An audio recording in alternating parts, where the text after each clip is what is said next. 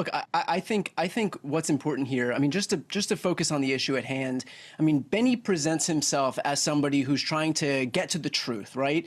The reality is that he is a purveyor of misinformation and disinformation, and has been for years, shamelessly and relentlessly. This guy said that the 2020 election was rigged. He said the 2022 election was rigged. He said the FBI admitted that Mar-a-Lago documents raid was over nothing. He said a deep state cabal engages in predictive programming by showing shows like The Simpsons to announce their satanic plans to the world.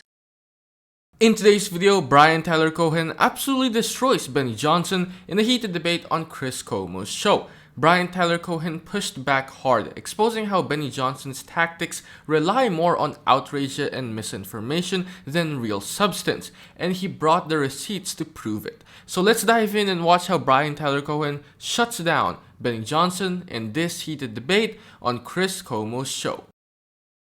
And you had Bob Costas on before, and he mentioned the phrase, there's a profit motive, right? And the reality is that's why Benny does it. I mean, Benny benefited to the tune of how many thousands of dollars when a Russian influence campaign, Tenant Media, paid you to say whatever it is that you went out there and said, which is very similar to what you're saying right now, which is that that the Democratic Party is looking to incite a race war against white people. It's the same exact verbiage that you were using then when you were getting paid by the Russians to do it, and that you're using right now. So it's been a long stretch of disinformation. I get the allegation. Let Benny give a response. Then I want to go to break. I want to keep talking to you guys if you have more time. But Benny, please respond before we go to break. So first off, on the Russia allegations, the DOJ and Merrick Garland said that there was absolutely no Russian money exchange. We were doing business with an American company. That investigation, as far as I know, is still ongoing. And what you've just said there is defamatory and libelous. Now, it's not defamatory to say that. On the question, it absolutely is. Tenant Media paid absolutely you, Tim It absolutely Pool, is and two other people. And libelous, and Merrick Garland has personally cleared us all of wrongdoing, myself, Tim Pool, and Dave Rubin. But let me ask you a quick question. You're saying that I want to stoke a race war. Well, Zoran Mandami, who wants to be the mayor of New York City and is the odds-on favorite mayor of New York City, Democrat candidate for mayor, says that he wants to tax white people more. Are you in favor of that, Brian? I don't even know what you're talking about. It doesn't even sound real. Campaign platform. This is wild. It's a campaign His campaign platform is to tax white people more than non-white people. What? No. Yes. In the awkward position of defending Zoran Mandami, I'm going to go to break. But he didn't say tax white people more. He said we have to look to shift the tax burden to whiter neighborhoods that are more affluent and shift the burden from lower income benefits. Look, it didn't play well. Benny's right to jump on it, but I got to correct the record, even though I don't cover the race because my brother's in it. Benny's still hot that you said Russia paid him off when it was Tenant Media. Benny, let's just do this. Let's put a point on it so that I can ask you guys about something else. Did you know that Tenant Media got money from Russian operatives that was then used to pay you guys and other commentators? Did you know that, Benny? No, Chris, and in a full report and a public disclosure by Merrick Garland himself, but also by the FBI, who contacted me and told me that I was the victim of a crime, Merrick Garland cleared all creators and hosts of wrongdoing, including myself, Tim Pool, and Dave Rubin, along with other hosts. Now, I always thought what was interesting about it was that they thought that the programming that you guys were doing anyway was good to advance the division cause in America that they covet. What do you think of that suggestion? I was never told once, and never did once, and never will for the rest of my life follow orders from anyone for what I say on my show. I own 100% of my company, and I own 100% of the words that I say. I agree. I'm saying that's what I always found interesting, that they were willing to pay for you what you wanted to say anyway, because I think they liked the effect of it. What really sticks out here is how Benny Johnson keeps trying to dodge accountability by framing this as defamatory or cleared by Merrick Garland, when in reality the bigger issue isn't whether he was indicated, it's that his rhetoric has consistently overlapped with what foreign disinformation networks want amplified in the US. The Senate Intelligence Committee's bipartisan report on Russian interference made it clear. Their number one tactic was to exploit racial and political divisions online, and the content Benny Johnson pushes claims about rigged elections, deep state cabals, or Democrats trying to spark a race war lines up almost word for word with the narratives those campaigns spread. Whether he got direct payment or not, the effect is the same. It feeds polarization that foreign actors openly admit they want. And about this claim that a Democratic candidate wants to tax white people more, that's a classic bad faith distortion. What Zoran Mamdani actually proposed was progressive taxation targeted at affluent neighborhoods, which happen to be disproportionately white. That's not taxing white people, it's taxing wealth. The idea is similar to how property tax systems already work across the country. Wealthier communities pay more to fund shared services. Benny Johnson twisting that into some racial agenda is straight up misinformation, and Chris Cuomo was right to jump in and clarify before going to break. Also, it's worth pointing out the hypocrisy in Benny Johnson riling against media manipulation when his own career is built on cherry-picking, outrage farming, and viral distortion. Independent fact-checkers like PolitiFact and Media Matters have flagged his posts repeatedly for spreading misleading or false claims. So when Brian Tyler Cohen calls him a purveyor of disinformation, that's not an insult, it's a documented pattern. But let's talk about how it channels into our daily Chris, life. Can I ask a quick question then to Benny's point of him owning 100% of the words that he says?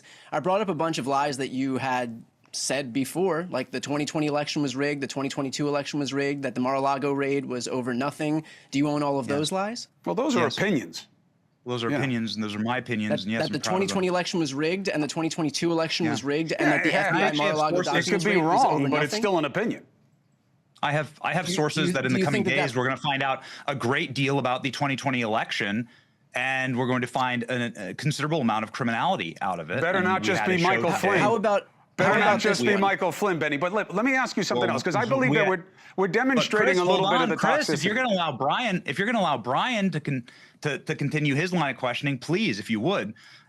This was so much fun to ask Brian about Zoran Mamdani wanting to tax whiter people in white neighborhoods more. I clarified it. Do you agree with that, Brian? I clarified on it. his campaign website, and he doubled down on it on MSNBC. And I'm shocked that you don't know that. I thought you were somebody who really paid attention to these kinds of things. You're going to ask me if I'm in favor of taxing more affluent communities at a higher rate? Yes. Yeah. I'm of course in favor of taxing wealthier people at a higher rate. Can you guys both agree? Very quickly, I'm glad that we got that. Fine, you're entitled to your opinion. I think that it's wrong, and the DOJ, Harmeet Dillon, who's in charge of the Civil Rights Division, has publicly said that may be racist and may be criminal, but that's okay to admit that, Brian. Well, then let me ask you about this. Let me ask you this. Given the last, just really fast, since we're on Zoran Mamdani and Chris can't answer, on him. We're asked the question. I never even talk about him because my brother's running against him, Benny. In the wake of the shooting in New York, that the police should be defunded because he believes that they're not queer enough. Those are his exact words. And he mocked NYPD officers crying in their cop cars. Do you agree with that? Do I agree that we should defund the police? No. Let me ask you a question. No, wait, hold on a second. I don't want to hear any more of your questions. Do you adhere to your words from September of 2024, Benny? I want to ask a question. Here's why, Brian. No more. Brian, here's why. I promise. This one's a good one. Brian, it's not a good one.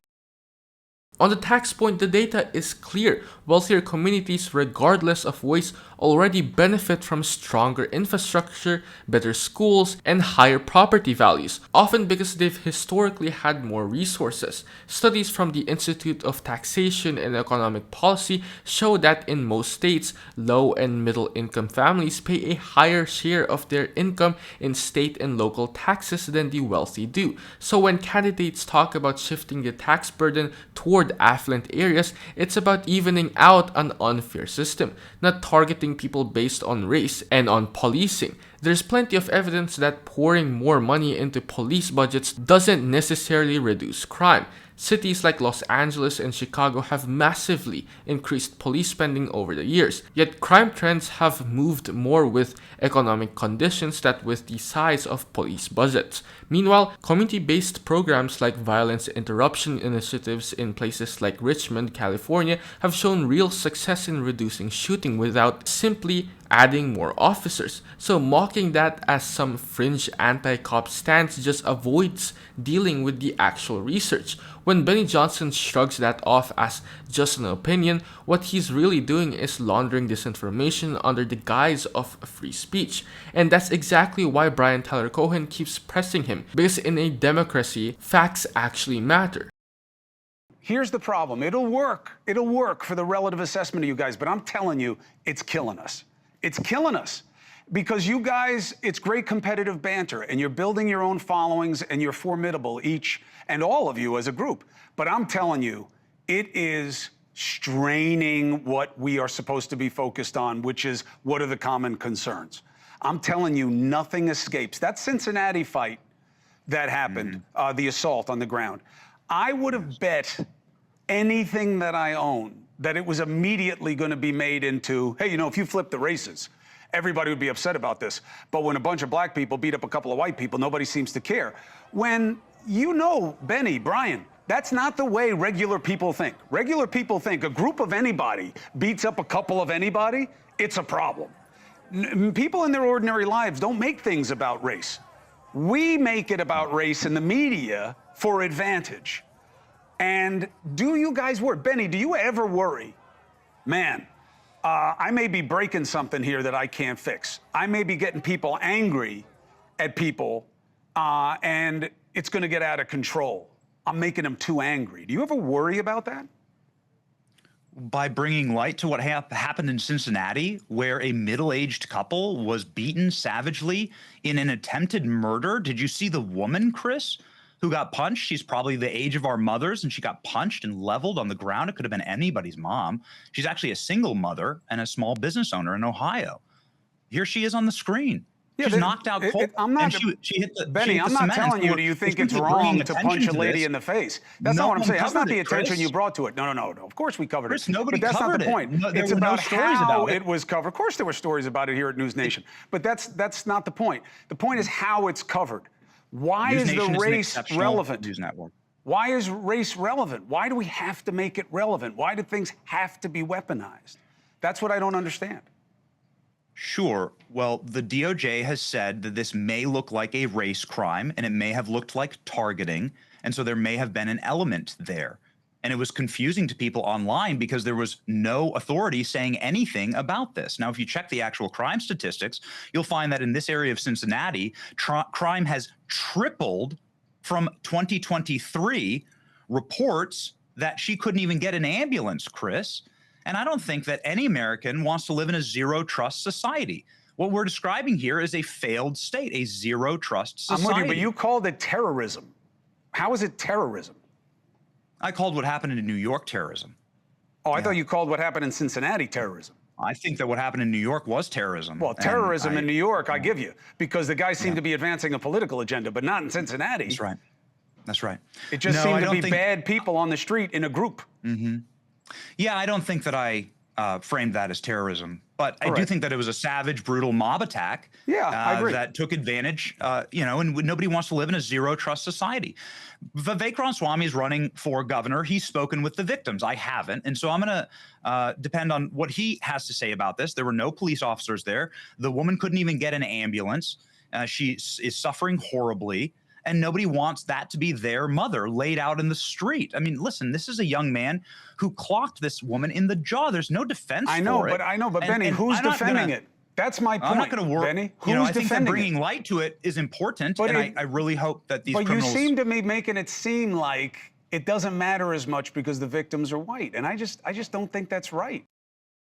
What Chris Cuomo is getting at here is actually backed up by decades of research on how media framing shapes public perception of crime. Studies from the Sentencing Project and the Columbia Journalism Review have shown that violent incidents involving black suspects are far more likely to be racialized in news coverage compared to crimes committed by white suspects. That skew doesn't reflect how regular people see these events in their daily lives. It reflects how certain outlets manipulate the narrative for clicks, outrage, and political gain. And the idea Benny Johnson pushes that crime against white victims get ignored is simply not true when you look at the data. The FBI's Uniform Crime Reports and Bureau of Justice statistics show that most violent crimes is interracial, meaning white victims are overwhelmingly harmed by white perpetrators and black victims by black perpetrators. But those statistics rarely get weaponized in the same way because it doesn't fit the culture war framing that sells on social media.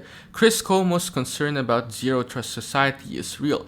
When every crime gets spun into a racialized talking point, it erodes faith in both the justice system and our ability to live in shared communities. The DOJ has consistently emphasized that while some attacks do meet the threshold for hate crimes or terrorism, not every violent incident is driven by ideology. Treating every shocking video as proof of some larger racial conspiracy isn't journalism, it's narrative building. Pause. Are you getting tired of getting half the story from biased news sources?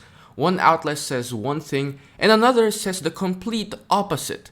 How are you supposed to know what's actually true? That's where ground news comes in. It lets you compare how different media outlets, left, right, and center are covering the same story. So you can see the full picture instead of just the echo chamber. And here's the best part.